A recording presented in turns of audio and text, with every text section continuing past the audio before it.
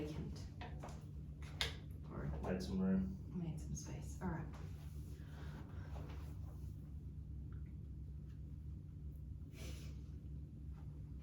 Just doing the same thing. Intention. I think now I need to burp. What does that not happen?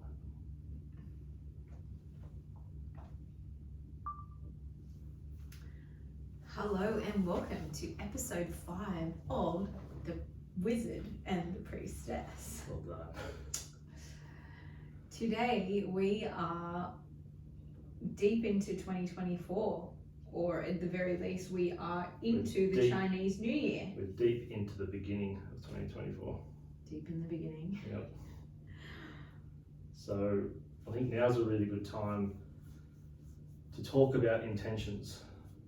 And it can be, there is a lot of, I don't go so far as to say stigma around the 1st of January in the Western world, to say that everything's going to change magically overnight at the stroke of midnight. So it's a really good time to put something into tension, to make it happen into physical reality. But statistically, most New Year's resolutions only last for about 2 weeks. Yeah, so everyone's already done. 2024 ticked. Achieved. Done. Relax, chill, and cruise through the rest. Yeah. So there we have it. All right, podcast done. Done. Okay. Well, Thanks for joining. Thanks for joining us. Have a great week. See you next week. So, what are you putting into tension this year? Right. So what I wanted to chat about first was the way that I now go about my new year, and I allow myself the buffer of January to get really clear with what I want to do. And I try my best to work on that as within the first few weeks to kind of get really clear, but I allow myself to finish off 2023 or this year 2023 and move into the new year without too much pressure on what I'm going to do yet. So it's almost you're in the wake of that, Yeah. letting the dust settle, and Yeah. then you can. And the way that I think of it is I allow the Gregorian calendar ending to be kind of the pivot point, and then the Chinese New Year to be my beginning point. And then I allow the astrological New Year, which is April or ish, to be like a new fire. You're right. And so it's sort of allowing these kind of time points to be a bit of pivot transition, adjust, pivot transition kind of feeling. Anyway, last year a friend of mine really talked to me about kind of getting clear on different aspects of your life that you want to be adjusting and focused on for that year. So for example, last year I like to choose some words that have big meanings for me and what I'm going to focus on. And what is going to kind of keep me coming back to that resonance and that vibration.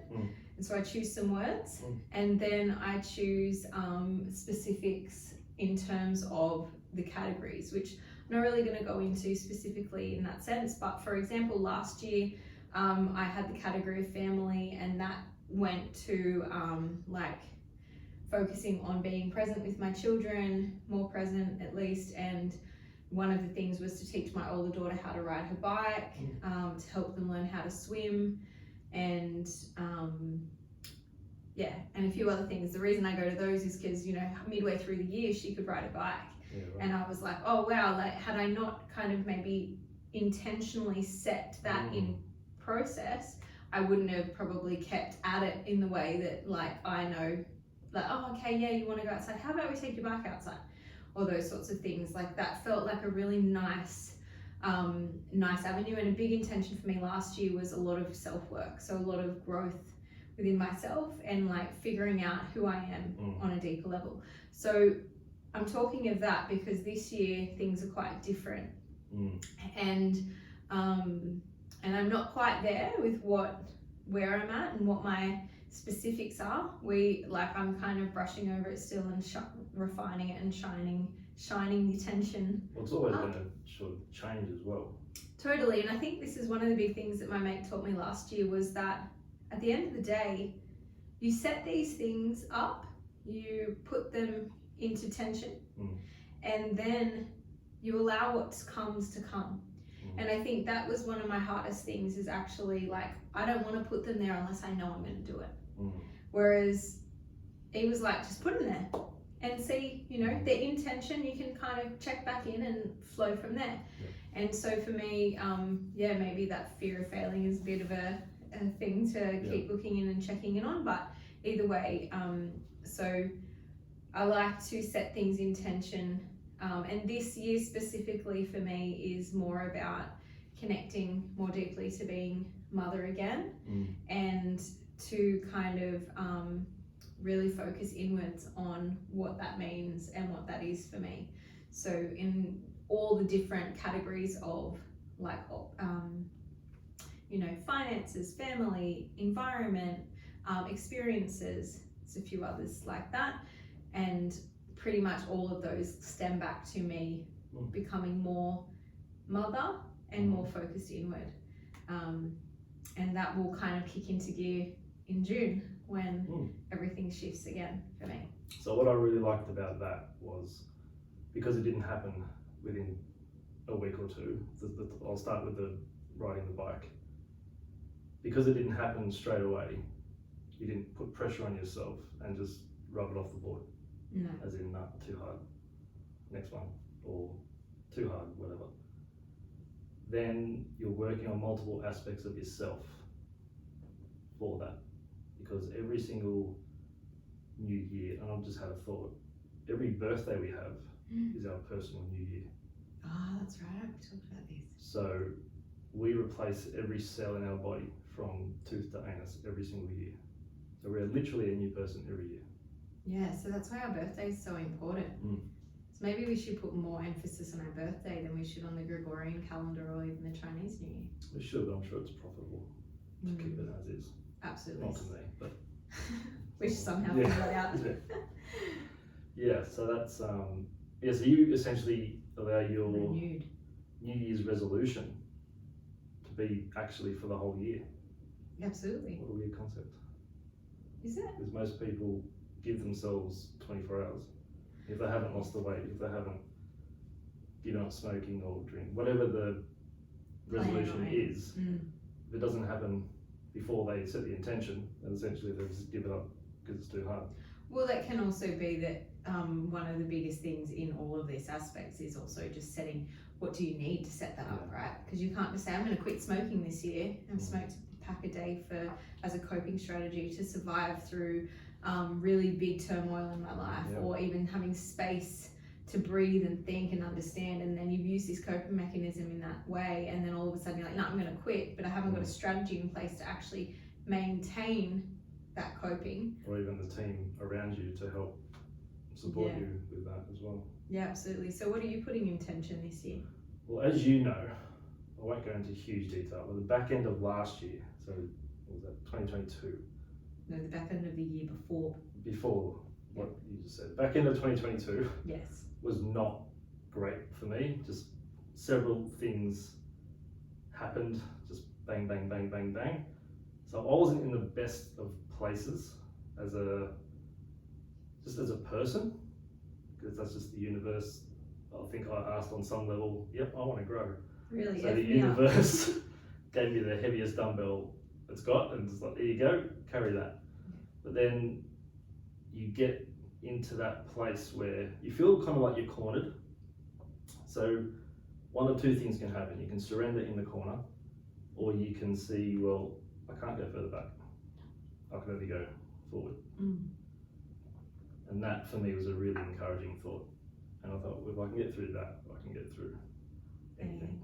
So for me, it was a lot of introspection. So I had to really find out who and what I was made out of. So this year's intention is really exploring that still. Okay. And not putting the pressure on myself like I did 12 months ago.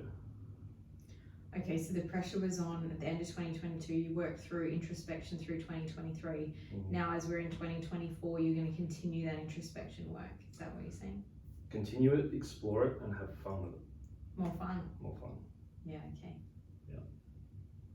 And how are you going to do that? I look forward to finding out. Oh!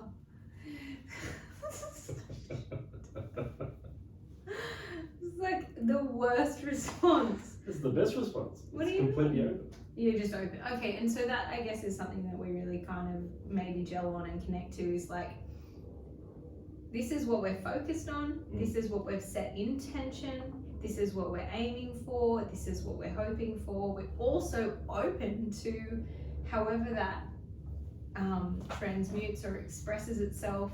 And the fun might include some not fun. I have to be ready for that polarity as well. Yeah, right. So a bit of a segue there. Is it always that way? What's that? Polarity. Like you can't just have fun. You have to have the non-fun. Like, does that have to happen? How deep do you want me to go with that? We've got 5 minutes.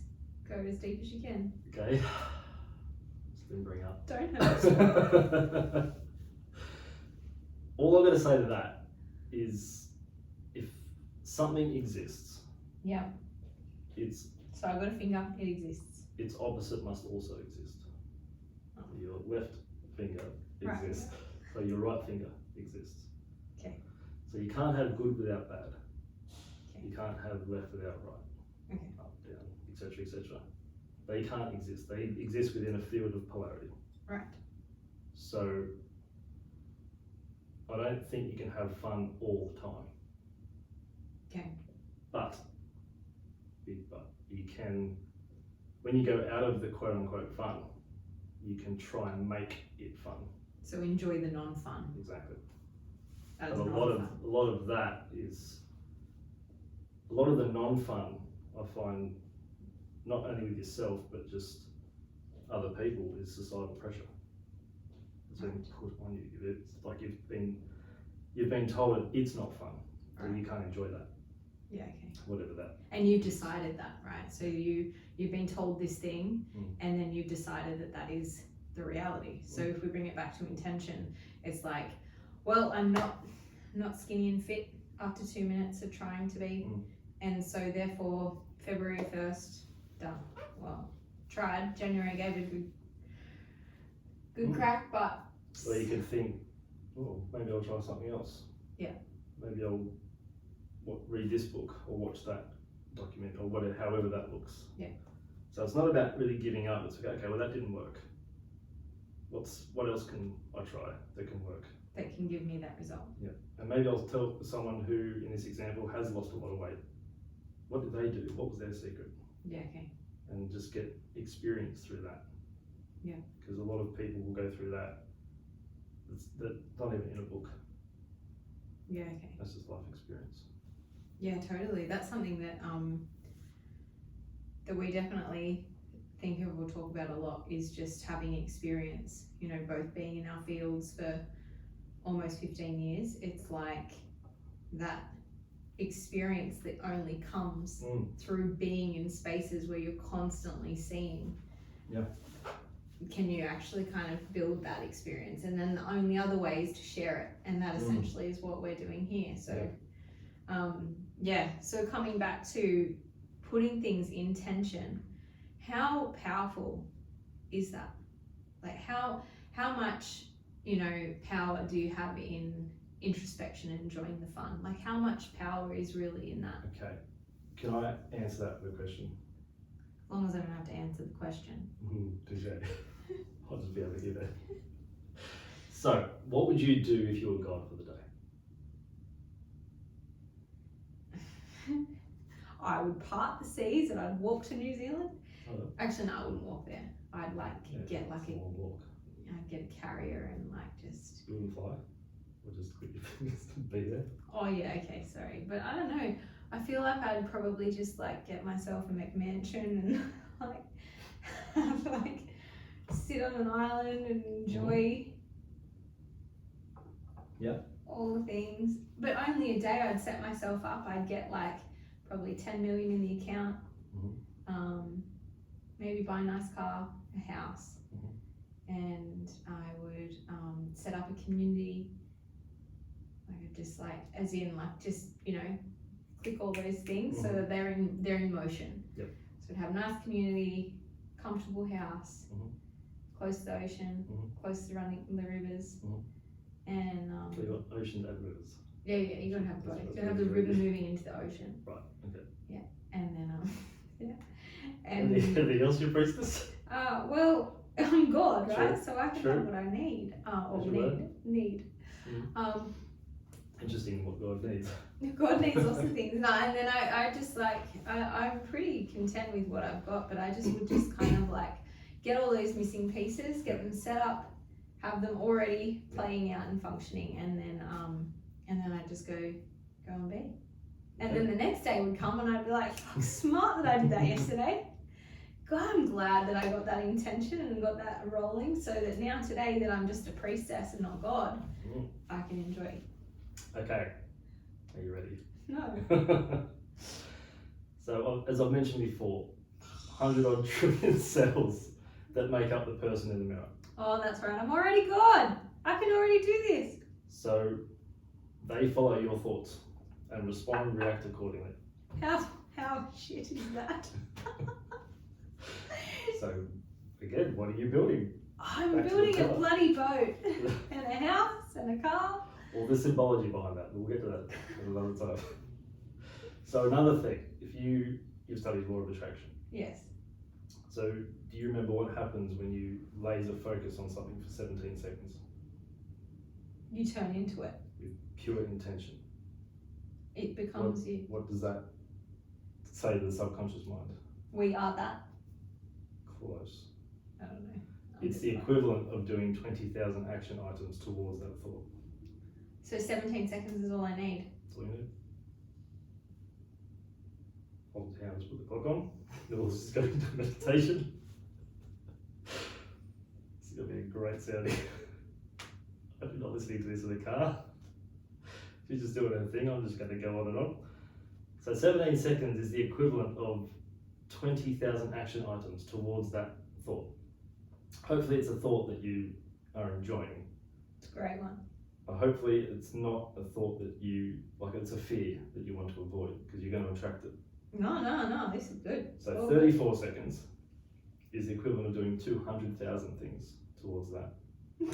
No. I'll reset the clock, go. I mean, Then 68 seconds of pure intention. I'm going to be tired by the end of this. That's exhausting. I reckon I'm already at a minute. Well, sure. So that's the equivalent of 2 million things that your subconscious mind has now been programmed to go towards with complete laser focus. Now it's really hard to do that, especially in today's world, because there's so many distractions. But if you can find that introspection time, that quiet time of the day, that space where you can just be, then that's a great concrete slab for that practice. Yeah, cool. So I'm pretty sure that was over a minute. So I'm pretty sure I'm getting like, I'm God. And you can just watch all these things roll in. And do you want to know the symbology? Yeah, go. So what did you wish for? Or House by the beach. house by the beach, okay. Which is kind of what you got. Interesting. Continue. Yeah, that's the one then. Keep going, keep going. What do I you want to mean? roll. That was it. House by the beach. That's what I was You focused, no, laser you said focused something on. else. Oh, what else did God do? Yeah, for the day. Oh, for the day, community around. Yep. And What you got? running water. Ocean. No, like the river. Oh, right. Don't have a river yet. Okay. And a car. Mhm. Like a new car. Mhm. Or a newer car. It doesn't need to be new. Okay. Just bigger car. Be nice to have a bigger car. So the river, if I'm looking at that symbolically, water represents emotion and the Oh. unconscious. Okay. So that's flowing. Right. Now, have you got any emotions flowing? I'm just flowing right in. Like Oh, this. so there's the river. Continue. I'm good. And I had 10 million in the bank. To me, what? $10 million Australian dollars. US actually. US dollars. Get pounds. What's that doing? Don't know. American dollar's probably about to drop. I don't know. Mm. Oh, gold. I got 10 million of gold. Ooh, gold. Yes. All right. Okay. Coming back. Bringing it back in. I had a really interesting thought just then, and it was about what you were saying about being mindful, essentially, and having a mindfulness practice of like setting these things in tension and then continuing the vibration. And it is really interesting, something that I was speaking to a patient about very recently, and I was expressing to them how we don't contemplate anymore. We don't create space and time to contemplate. We just keep doing. Do. And then when we have the moments of thinking and thought processes and all of those things, what we're actually doing is figuring out what we're going to do next. There's not a lot of time of just being in this moment and being like, oh yeah, I have the house by the beach. Why do I need another house by the beach? I just want to buy a different beach, a quieter beach. But yeah, it is really interesting how that works, and it's like we can't enjoy what we've got now because we need something bigger or shinier and more expensive, because the next door neighbour's got one, so we have to get a bigger one. Yeah, I get it, and I guess I do agree to an extent, but honestly, I have a Mazda 3 and it's small, and I've had 2 little kids in there and it's too small. The van if you want. I don't want your van. Your van doesn't. I can't even put my kids in. Me and Hampers can't even fit in that thing. But thanks for the advice. No, but I'm not necessarily after the biggest shinier thing, but I definitely feel like practically it'd be nice. However, it is these little bits and pieces. Like actually, that car is already coming in, so I'm full belief in that. But it is quite interesting how when we set an intention and we get things in tension and we keep reminding our mind of those things, how much of that flows forward. And I can only speak of my experience from last year of getting really clear. Like I went through, it took me a week, I think, of literally spending hours a day on getting really clear on dot points of what I was going to aim for, what I was looking towards, what I was doing.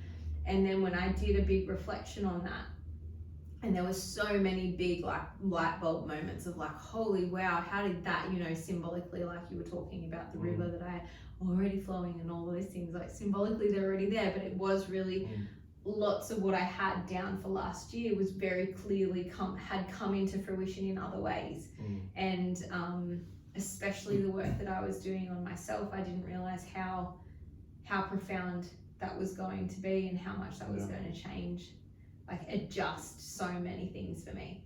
And that was really cool because it's like, I had never set an intention sort of like that, like, I'm going to do some self-work, I'm just going to kind of uncover a little bit of this childhood trauma that I've never really delved into.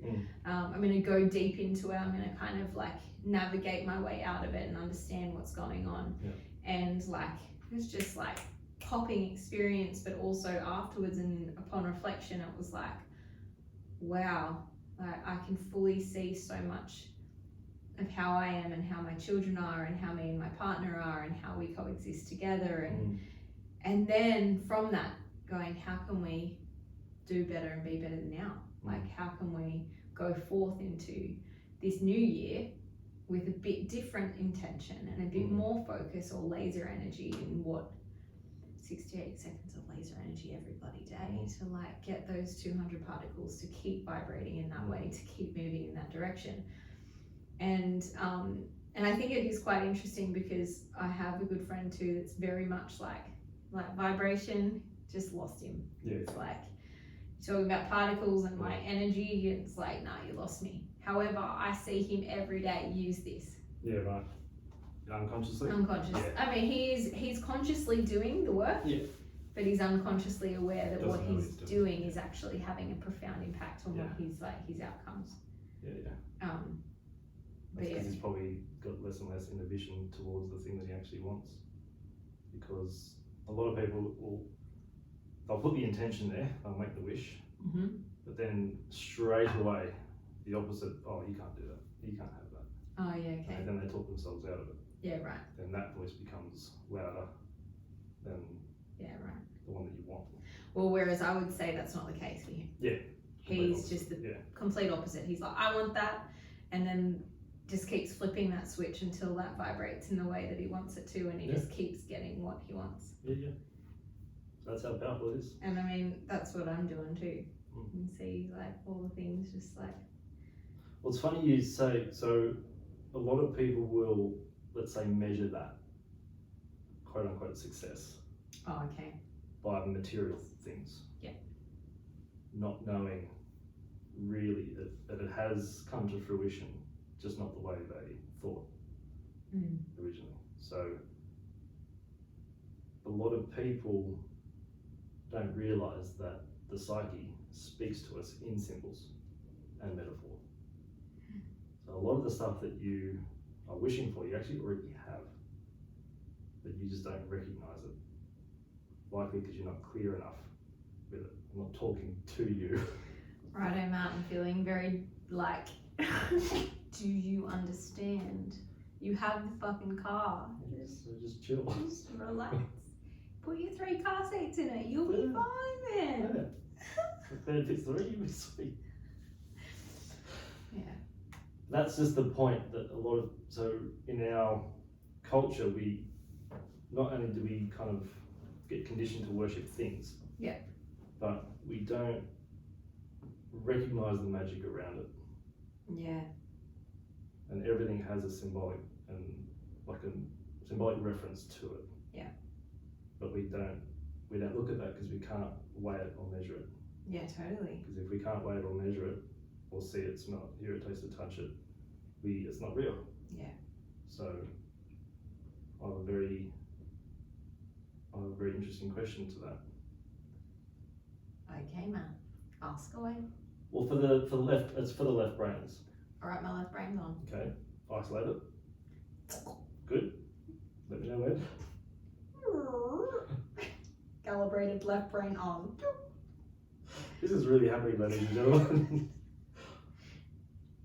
What about love? What So, about do you love? love your children? Of course I love my So children. how do you weigh that? How do you measure that? I'm with you, Matt. You can't. You feel that. Mm. It's measured in a weight of feeling, and it's not measured. It's not measurable. It's an energetic transference. It's a verb. So it's this. Yeah. It isn't. Yeah. I think it's quite interesting actually what you're talking about, because in Chinese medicine, one of the very first things we learn about is qi, and qi being energy, and one of an aspect of the yang when we look at yin and yang, and it is very like, yeah, it's very pivotal as a young clinician or practitioner who's literally embarking on a 4-year degree on the hope of becoming a clinician at the end, to understand and to grasp the concept that you can never hold qi, but everything has qi in it. I love that. And that even I remember my teacher talking, the table has qi. Yeah. It's just not moving. Yeah. And then we understand that to have an energy. So you've got the wood energy, and for us we have marble energy as well. And so there's energy in that. And just because we're not seeing the table move doesn't mean there's no chi in it. And because we are so used to being able to see things, but it's like I really like going into this in terms of the ignition of life. Where there was no life, there is life now. Literally from a semen meeting an egg. Like one little cell meeting one other little cell, and together they spark life. And it's like in that creation, the creation of Jing, which is the life force that will be forever with that human, and then the life force of the Qi that then invigorates and creates that transference and then creates the cell duplication. But it's like in that moment, life begins, and it's like this this vibrational energy. It was already energetic before, but then when it comes together and cultivates you know, the symbiosis and the vibration that needs to turn life on. And it's quite like that. And it's sort of that is chi. You cannot see that. I mean, you can now because of, I guess, in vitro, and they can watch that happen. However, you can't actually see the chi. And one of the things that I remember learning or maybe in my masters, but we were learning about how that vibration of life happens, and how there isn't a heartbeat until 8 weeks. However, you'll see a throb on the ultrasound.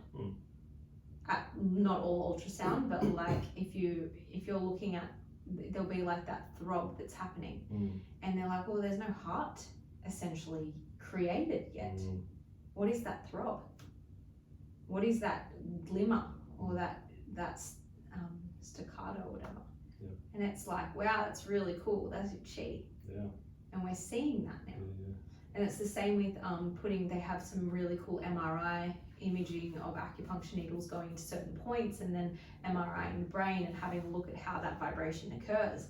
And you're starting to see like these sections light up, not only seeing the vibration occur where the needles entered the skin via however they're looking, scan, but the scan after the needle's been removed. So it's not whilst the needle's in. Is that to the brain or different parts of the body? Yeah, so when they put so the point that I've seen is stomach 36, and it lights up different aspects of the brain, and they're really like, okay, so it lights up the digestive part of the brain. It's lighting up the energy, like a different, and I can't remember exactly, but it was lighting up all of these things that when you look in Chinese medicine texts and you look at what stomach 36 suddenly can do, it's like, whoa, these are the parts of the brain that's lighting up right now. There's a lot more going on than we know. Consciously, for sure. Absolutely. Yeah, that's really cool. I didn't know that. Yeah, and I mean they got really deep into that for a time, and then I don't know. I guess I've jumped out of research a lot recently. In the last 5 years, I've kind of moved away from it. I think probably because I did my masters, and it literally squeezed every last drop of energy I had out of me. But yeah, it definitely is that, that reminder that putting things in tension and creating a vibration around it is more profound than we can ever imagine. And sometimes, recently I've listened to a lot of Abraham Hicks, and big fan. But it is such a reminder of like, it's really cool to listen to her talk and her say. There's also just resonate, like your internal truth buzzer just rings. So it's like, well, like there's a part of you is like, well, duh, of course it does. And it's fun because a lot of people are like, well, you know, I've set these things in stone, and I'm like, you know, I'm focusing on them every day, and I'm like, I'm really sure, I believe, and then it's like, well, you don't really believe. She's like, and then it's fun because Esther's really good at that, being like, yeah, right, you're just talking shit. Like, you gotta like, I hear what you're saying, but you're actually not doing what you're saying. And then they're like, well, you say it, but you don't believe it. Yeah, totally. And then eventually you come around and you go, oh, yeah, you got me. Okay, damn it. Yeah, so it's one of those things that you really have to be careful what you wish for as well. So a lot of people will make that intention, and then they'll get it and they won't know what to do with it, or they'll be scared of the very thing that they want. And that's the part of their, I guess, part of their conscious being, holding that fear of what they want because they shouldn't be pretty, or they shouldn't have this, or whatever that story they're telling themselves. And that probably destroys more intentions than anything else. Oh, I 100% attest to that. I mean, like, I think we all banging on about a lot of things for a long time, and then there's part of me that's like, oh, well, I can't have that. Like, well, now I'm gonna get really clear. 2024 is my year. Clarity. Watch this space. Yeah, because if you put the intention there, and there's one big one, but then 1,000 little things around it, it gets cloudy. Okay. And then that kind of cloud in your vision, if you look at a cloud long enough, it changes shape and it starts to get distorted. It's not clear all the time. Yeah, okay. Oh God, it just made me think of something, damn it. It's all right, I'll just hold the floor while you have your moment. Go on then, hold the fort. So we're talking about Abraham Hicks, who channels, Yes. right? I've been listening to a lot of the Ra Contact, which I may or may not have mentioned hundred times before, but that's a channeling as well. Okay. And they channel like a different, I won't go into that now, but essentially the message is that you are an expansion of the original thought. You are love light, you are light love, you are. So you are exactly what you want as well. Righto. Alrighty. Take it.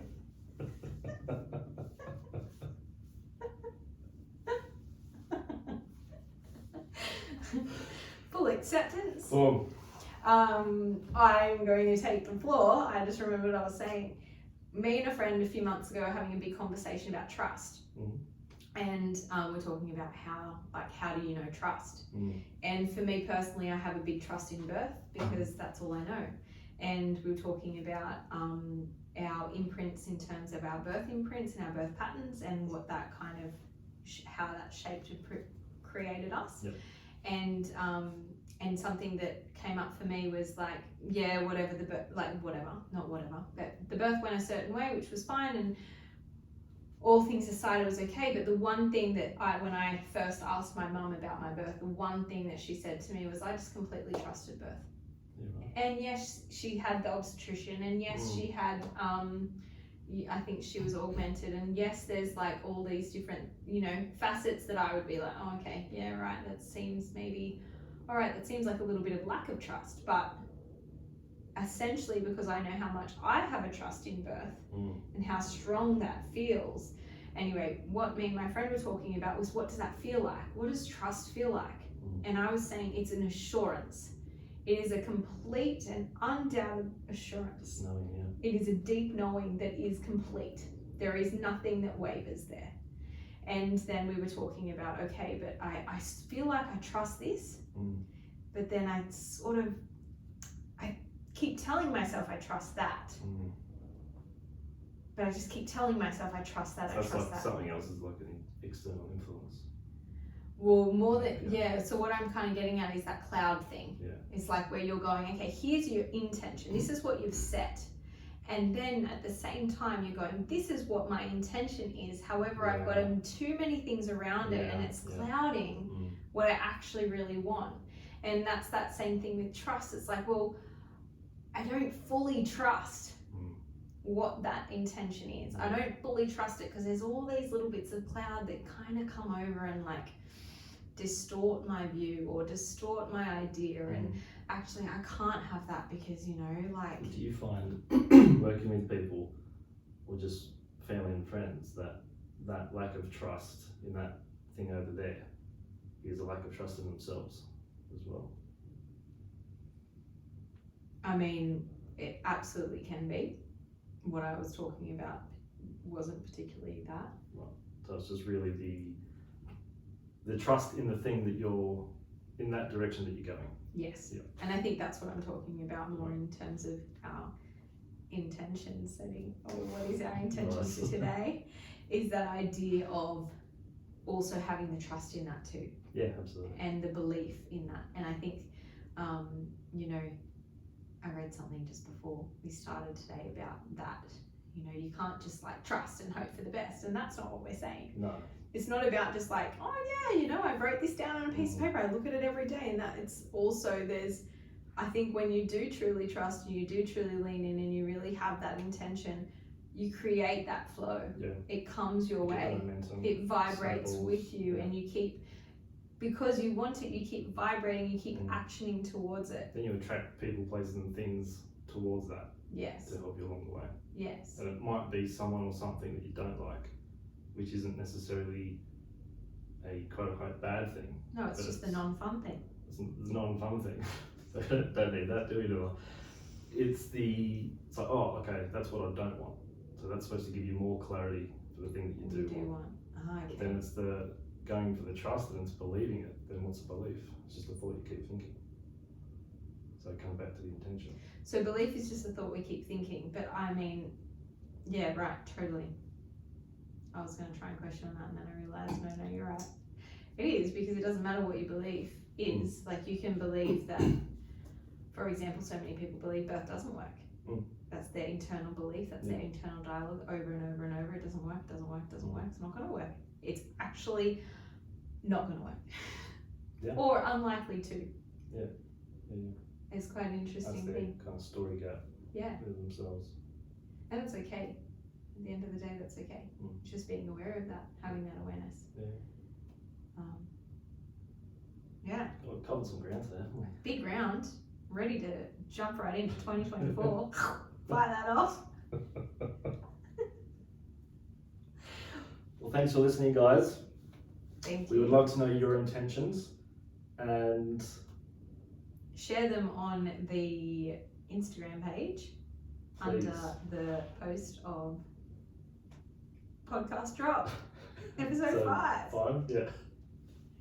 Take it easy. Look forward to chatting with you next time. Bye, Be guys. free.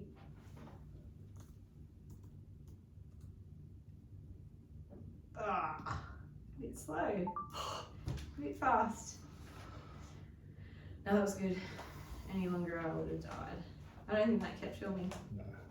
Well, maybe. It says it did.